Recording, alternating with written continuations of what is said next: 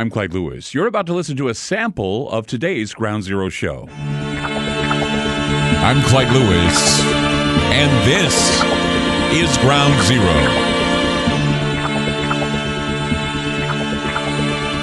The numbers to call tonight, 503-225-0860. That's 503-225-0860. Coming to you live, coast to coast.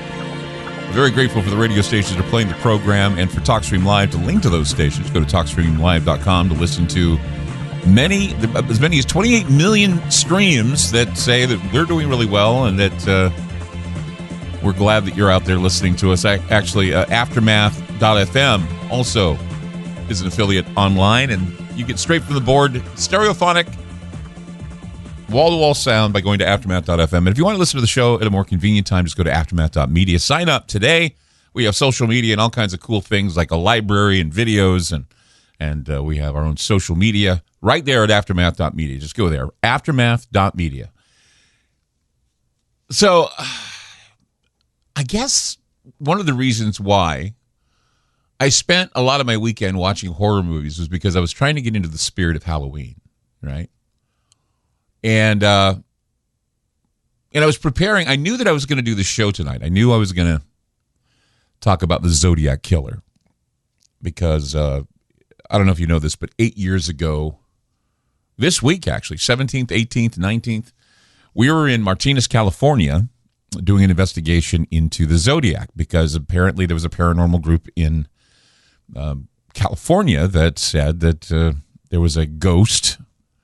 It was haunting the Martinez Gazette, and it was the editor of the Martinez Gazette, whose name was Richard Gaikowski, who was one of the suspects in the Zodiac Killer case. And so I spent the last weekend watching films where the chief protagonist was a psychopath. The three films fit the bill. There was Spiral, a Saw story, Halloween Kills, I saw that. That was good.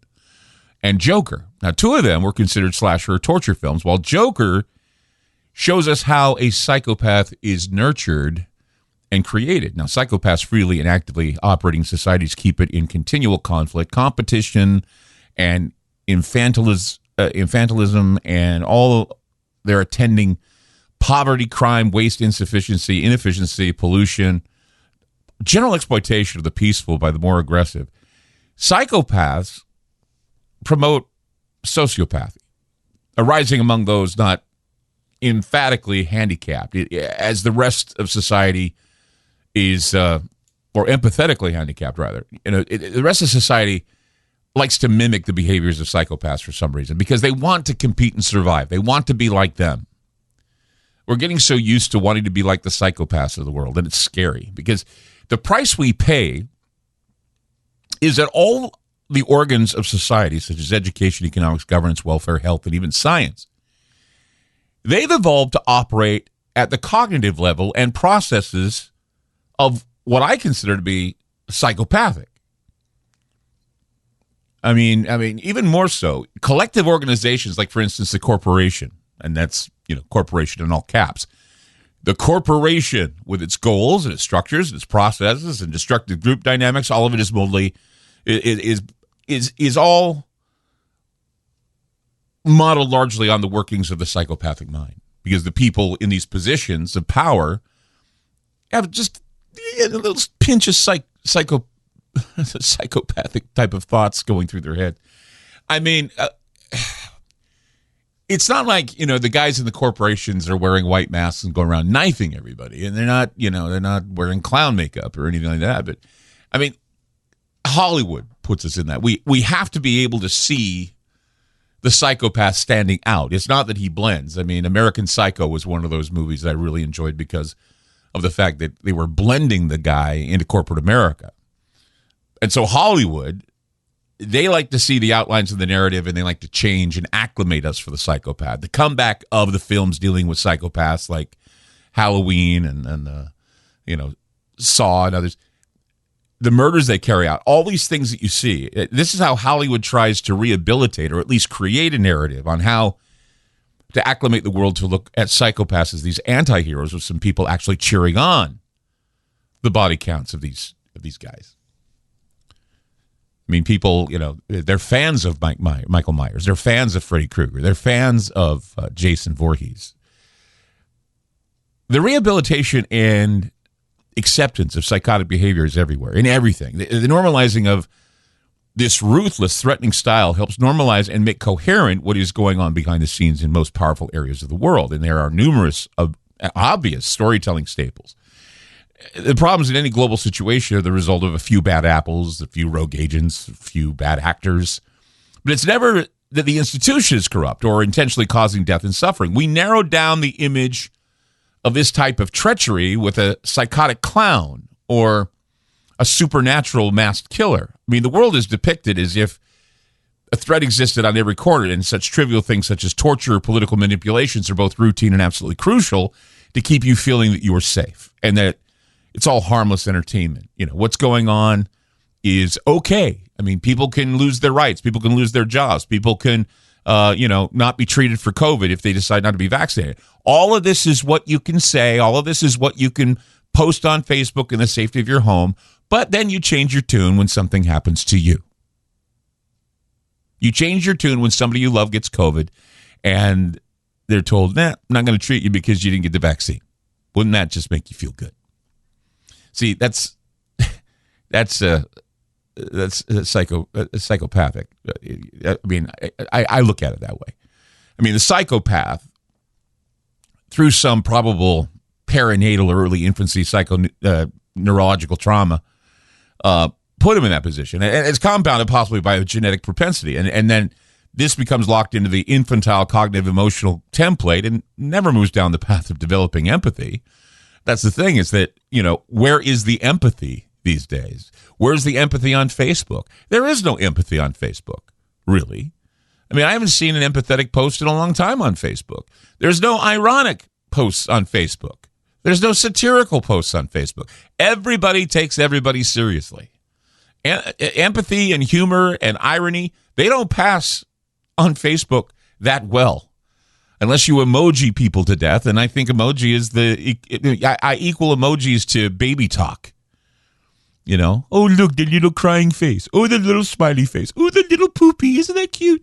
It's baby talk. It is. I mean, if we could express ourselves with more picturesque speech and not sounding so psychopathic, maybe people would treat us better.